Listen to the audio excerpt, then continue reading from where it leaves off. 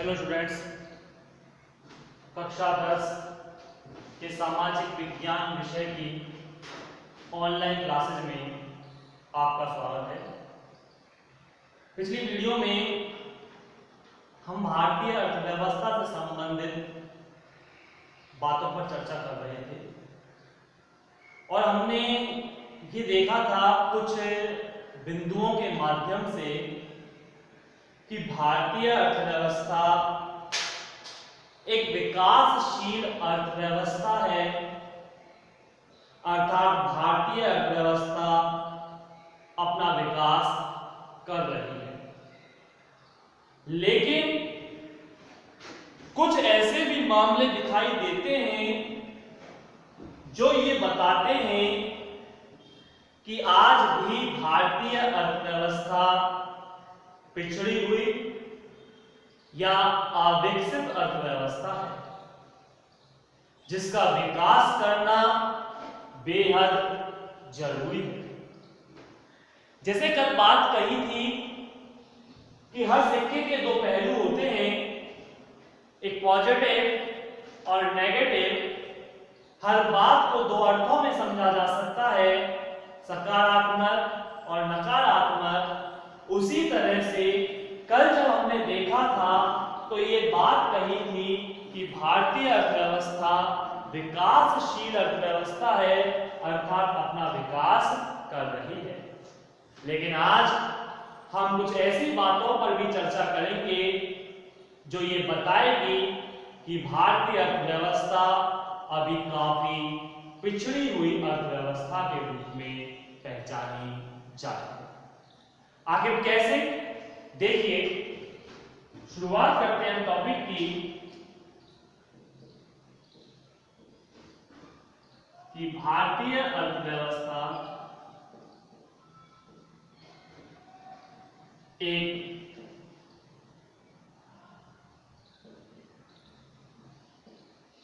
अविकसित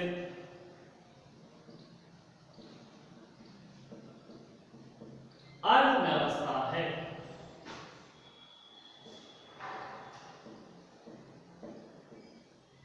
तो board exam में जो प्रश्न आता है वो प्रश्न ऐसे ही आता है खाली कि भारतीय अर्थव्यवस्था एक अविकसित अर्थव्यवस्था है या विकासशील अर्थव्यवस्था है। कथन के पक्ष में तर्क दीजिए या कथन को स्पष्ट कीजिए। ये बोर्ड एग्जाम के लिए एक महत्वपूर्ण प्रश्न बनते हैं। दोनों 4-4 नंबर का प्रश्न आता है इस लेसन में से। अब तक आगामी समय में क्या होता है वो परिस्थितियां बताएंगी, लेकिन अभी तक ये स्थिति थी कि इस लेसन में से 4 नंबर का एक प्रश्न आता था और 4 नंबर का एक मेजर क्वेश्चन यही पूछता था कि भारतीय अर्थव्यवस्था एक अविकसित अर्थव्यवस्था है, कथन के पक्ष में प्रमाण दीजिए, या भारतीय अर्थव्यवस्था एक विकासशील अर्थव्यवस्था है, कथन के पक्ष में प्रमाण दीजिए। तो विकासशील की बात तो हम कल कर चुके थे। आज हम बात करने जा रहे हैं अविकसित अर्थव्यवस्था की कि कैसे भारतीय अर्थव्यवस्था एक अविकसित अर्थव्यवस्था है। पॉइंट नंबर 1,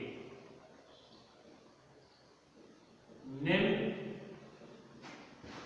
प्रति व्यक्ति आय। जैसा पिछली वीडियो के पहले टॉपिक में ही देखा था कि राष्ट्रीय आय व प्रति व्यक्ति आय में व्यक्ति की वृद्धि हो रही है।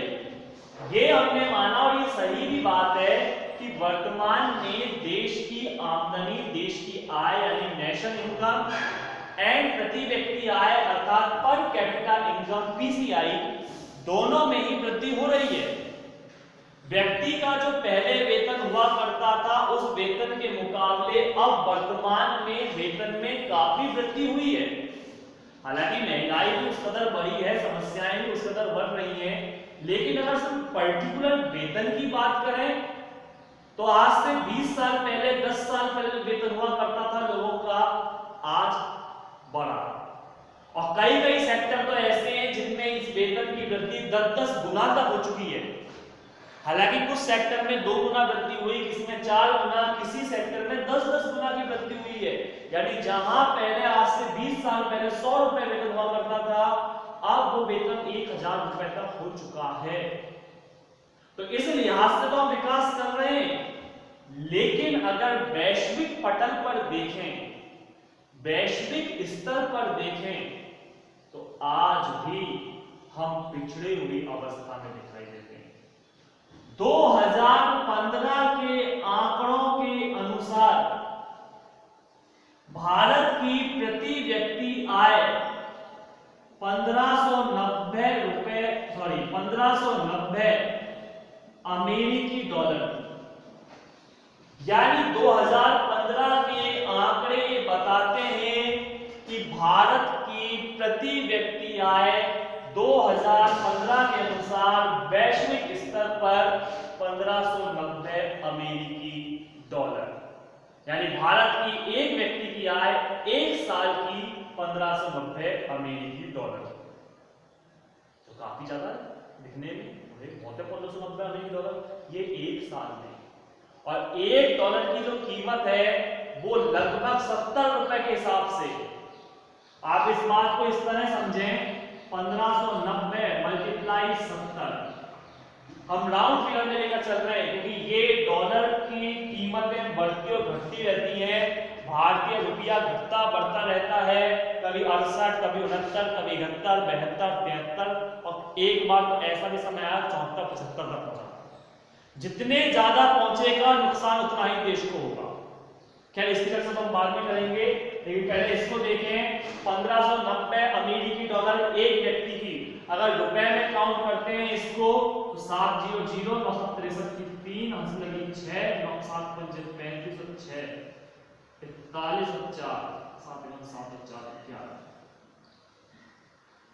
1,11,300 रुपए।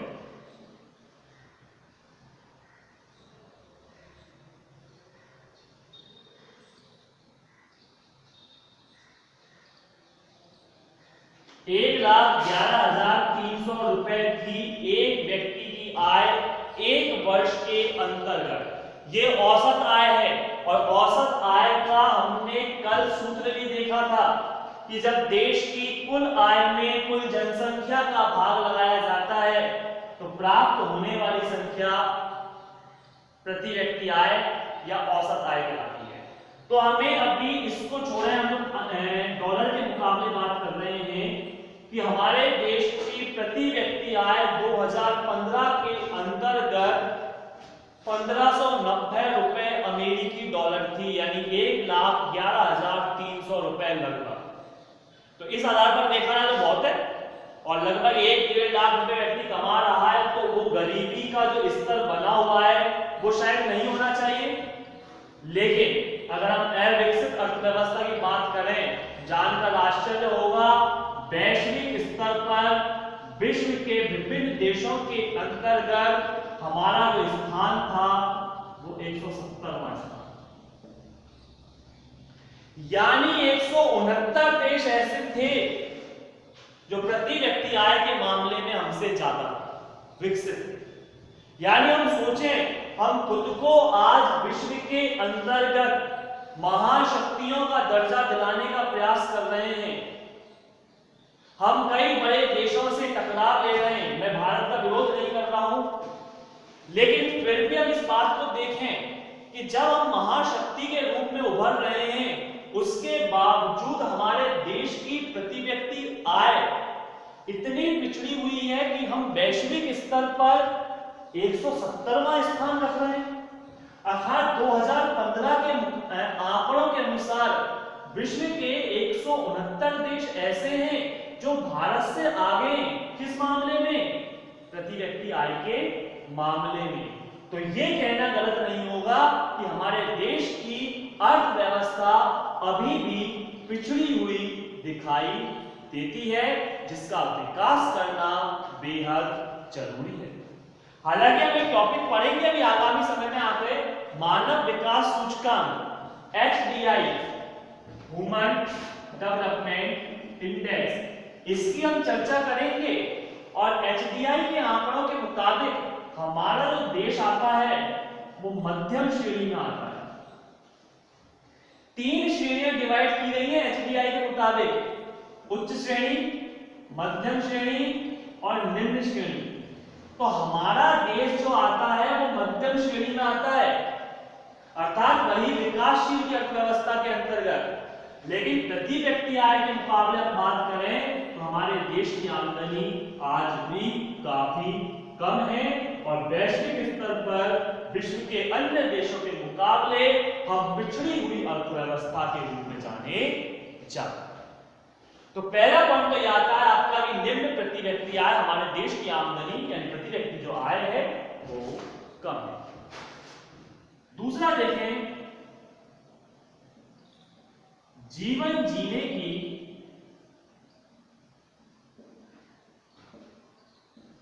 निम्न गुणवत्ता। स्वाभाविक सी बात है, जब व्यक्ति के पास आमदनी के स्रोत नहीं होंगे तो जीवन जीने का जो स्तर है वह स्वतः ही घटता चला जाएगा, क्योंकि जीवन जीने के स्तर में जो वृद्धि होती है वो आमदनी से ही होती है, आय से होती है। जिस व्यक्ति की आय जितनी ज्यादा अधिक होगी उसके जीवन जीने का स्तर भी उतना ही अधिक होगा। जीवन जीने के स्तर का मतलब व्यक्ति जो मूलभूत वस्तुओं को प्राप्त कर रहा है, सुख सुविधाओं को प्राप्त करने के लिए जो धन खर्च कर रहा है, जैसे TV, fridge, washing machine, bed, मकान, इसके अलावा अन्य प्रकार के परिवहन संचार के साधन, इन सभी चीजों से व्यक्ति का जीवन आसान बनता है, सुखमय बनता है। लेकिन जब व्यक्ति के पास आमदनी नहीं है तो व्यक्ति कहां से प्राप्त करेगा? एक व्यक्ति जिसके पास मोटरसाइकिल खरीदने के लिए पैसे नहीं है, क्या वो कार मर्सिडीज खरीदेगा? क्या नहीं खरीदेगा। वो मोटरसाइकिल तो क्या साइकिल खरीदने के लिए भी 10 बार सोचेगा और वो पैदल ही सफर करेगा। कारण है उसके पास वो पैसा ही नहीं जिससे अपनी आवश्यकताओं को पूरा कर सके। तो उसके जीवन जीने के स्तर में क्या आ गई? गिरावट आ गई। एक व्यक्ति जिसके पास पक्का मकान बनाने के लिए पैसा नहीं है, क्या वो बंगला और कोठी बनाने का विचार करेगा? नहीं करेगा। वो सिर्फ अपनी झोपड़ी, पाटौर, कोष में ही निवास करेगा। तो वहां भी उसके जीवन जीने के स्तर में कमी आई। वहीं दूसरी तरफ अगर एक व्यक्ति जिसके पास अच्छा भोजन नहीं है, क्या वो पकवानों का विचार करेगा? वो विचार करेगा कि उसे 2 वक्त का भोजन मिल जाए जिससे उसकी भूख शांत हो सके। तो जब व्यक्ति की आमदनी कम है, उसकी प्रति व्यक्ति आय कम है, तो ऐसी स्थिति में जीवन जीने की गुणवत्ता भी घटती चली जाती है। विश्व के कुछ अन्य देशों के मुकाबले हमारे देश के जीवन जीने का स्तर गिरा हुआ है। ऐसा नहीं कि हम बिल्कुल गिरे हुए हैं, कुछ ऐसे भी देश हैं जिनका जीवन स्तर हमसे भी डाउन पोजीशन पर है। लेकिन हम डाउन को ना देखकर अगर अपन को देखें तो विश्व के कई ऐसे देश हैं जहां का जीवन जीने का स्तर काफी उच्च है। कुछ ऐसे देश जिसके प्रत्येक घर में कार है। आज भी हमारे देश में कार बेकार है।